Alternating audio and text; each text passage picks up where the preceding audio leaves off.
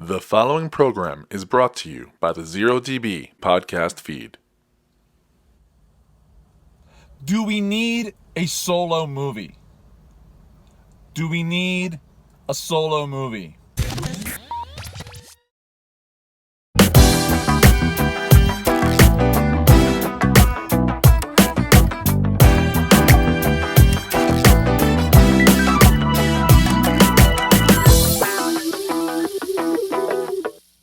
Do we need a solo movie? That is what a lot of the social hatosphere has been saying since the beginning of Solo, a Star Wars Stories, even, I guess, production or announcement or whatever the beginnings of it was. A lot of podcasts, a lot of social media sites. Do we need a solo movie? Do we need a Han Solo movie? And first of all, I do have to say, who are we as fans to even think that we can decide whether or not we need another type of Star Wars movie, right? I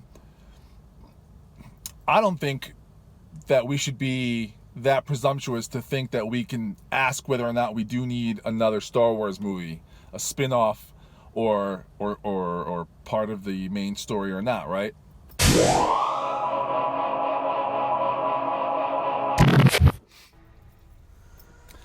Okay, so Raleigh, North Carolina, Regal Cinemas. I just saw Solo, a Star Wars Story, and I guess right off the bat, I just gotta say, 2 thumbs up. This movie I thought was really, really, really, really, really good. Yes, I'm a little biased. I'm a Star Wars fan, of course. That doesn't mean I have to love it no matter what. But this one definitely exceeded my expectations. There was a lot of talk behind everything about like changing directors and like it's bad news and we don't know what they're gonna do, what's gonna happen, right? So I don't even want to say they pulled it off because this was done really well, really really well. I don't want to use words like amazing and it blew me away.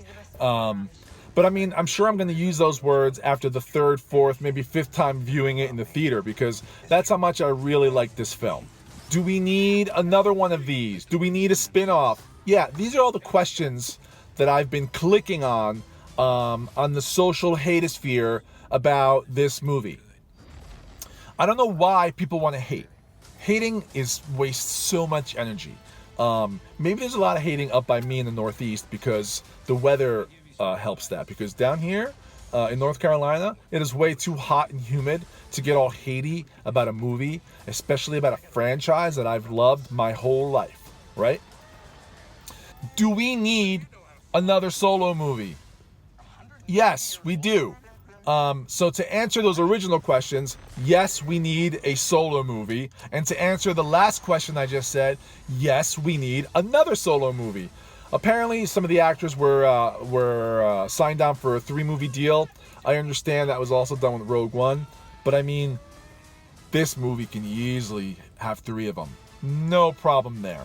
The Kasdan team, Lawrence and I believe Jason Kasdan, his son, yes, they were right. This is one of the best Star Wars scripts that were ever written.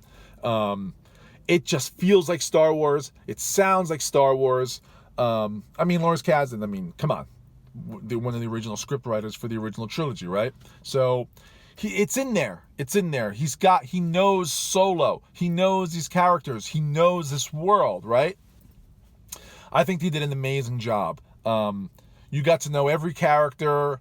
You weren't asking yourself, well, you know, who is this person? Why don't I know? Like, you find out everything.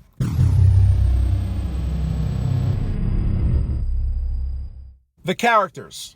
Wow. The characters. I guess good characters come from good scripts, right? So I can only talk about the characters after we talked about the script. Han Solo. Aaron did an amazing job. Yeah, I said amazing because you know why? I wasn't looking for him to sound like Han. I wasn't looking for him to look like Han. I wasn't looking for him to like do certain things like Han. That's just silly. Those are just mannerisms that Harrison Ford had that he used in all his movies. Indiana Jones, like he used the same mannerism. Harrison Ford is Harrison Ford in all his characters. This guy was not trying to be Harrison Ford. This guy was playing Han Solo, and the way he played Han Solo was he encompassed all of Han Solo. He basically was letting you know he got a basket or a tray, and he put all the things that Han Solo is and will be eventually, and just hand them over to you. You know, he was like, this is how I made the Han Solo cake. So when you got the Han Solo cake in the original trilogies, now we know how it was made. This is not really an origin story. We can call it a prequel, because, you know, we don't see Han as a little boy growing up and becoming who he becomes. We see him like a few years before he, you know, we're told what he has done in the last few years to get to where he is at that moment, right? But it's kind of more of a prequel for him and Lando and Chewie, which brings me to Chewie. Chewbacca in this movie is what I wanted Chewbacca to be in this movie. Chewbacca in this movie is the Chewbacca that came from where I wanted Chewbacca to come from. Chewbacca in this movie is the reason we love Chewbacca in the future. Chewbacca became really who Chewbacca is in the future because of this movie, meaning because of the actions and situations that happened to Chewbacca in this movie. Okay? Lando. It's pretty funny how the whole world was clamoring for a Lando movie before they heard him even speak in the trailers. So I could see a Lando movie. That'd be cool. I mean, if this becomes some kind of a trilogy and one of them is a Lando one, that's pretty cool. Donald Glover did a great job as Lando. Some lines were delivered exactly sounding like Lando, which is fine because it didn't sound like he was imitating Lando. It gives you a really good sense of Lando and the player that he is. I would call him pansexual. You know, I would say Lando would go for, and it doesn't even matter. It's great to even tickle that notion in a Star Wars movie, because that's what we need more of. You know, a lot more diversity, LGBTQ, all that kind of diversity. We need all of it. So Lando has a beautiful relationship with his robot L3. That's all I'm going to say about that. It's definitely a love story. You can see that Lando is a good person. He's a good human being. You know, just like all the scoundrels, they got their scoundrel ways. They're pirates. Pirates do what pirates have to do, right? So you'll learn that about too. There's nothing new you learn about Lando. Let me just put it that way. Kira, she was amazing too. A lot of layers of her. Like again, through the hatosphere, the hate media, the social hatosphere, blogosphere. You know, is she the villain? Is she not the villain? Is she the love interest? Is she not the love interest? Is she Lando's love interest? Is she the robot's Land? Is she Chewie's? It doesn't matter. That all just goes away when she starts acting and she starts becoming who she is. And you really do forget about all the stuff you kind of heard or read before you go see this movie. I guess if you're not like super nerdy about it, you haven't dug in and tried to see what was going on. But definitely, she played that character really well. Okay, Woody Harrelson's Beckett. Man, I've always been a fan of Woody Harrelson. I don't know how I felt about someone that famous coming into one of these movies. And he proved me wrong. He played that character really well. Definitely added a lot to the character of Han Solo and who he becomes later in life. I think he learned a lot of valuable lessons from Beckett, and I'm going to leave it at that. That was great. So I've gone over Han, Chewie, Kira, and Beckett. L3, Lando's robot.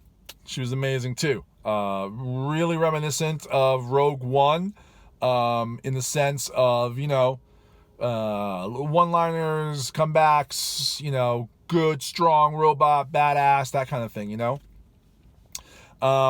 Let's not forget one of our favorite characters, the Millennium Falcon. The Millennium Falcon was a great addition to this movie. Always Han's love interest, right? So Han is Han falls in love with the ship for the first time. This is a good origin story for Han the Millennium Falcon. And I think you're really going to enjoy that part. And I think you're really going to enjoy the scenes with the Millennium Falcon. Overall, this movie definitely had a great story arc. It had a great script. And I think it's an absolute home run. I think this movie is just a super fun summer blockbuster movie that you can get in there and watch it as many times as you want, and you're going to have a great time.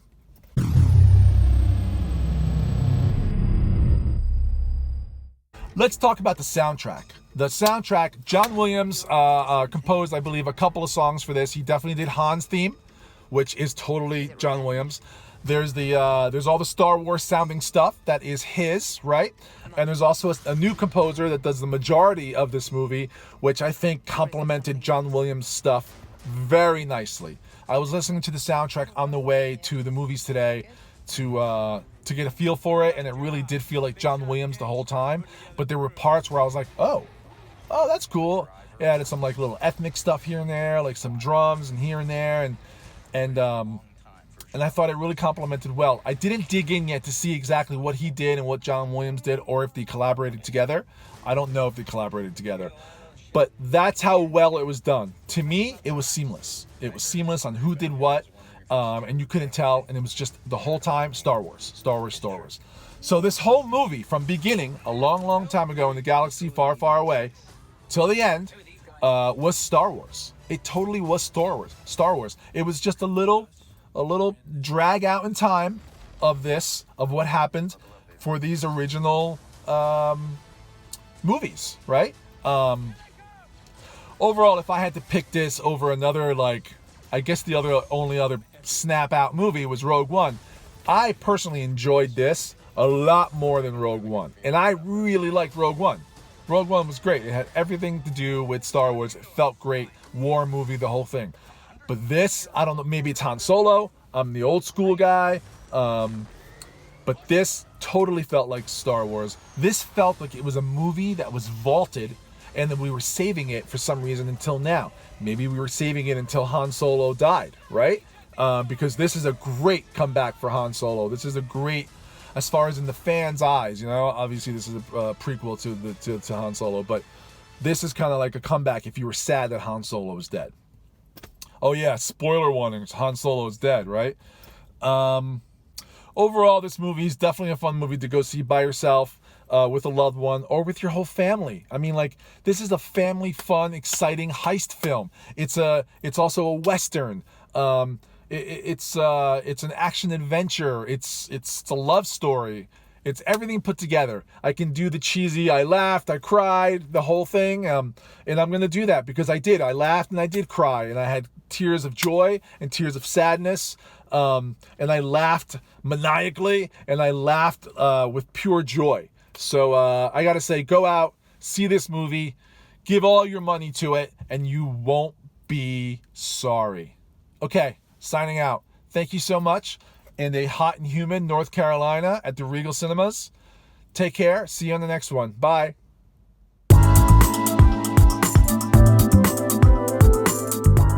If you like what you just heard and saw, don't forget to subscribe. Also, check us out at zerodbpodcast.com. Thanks.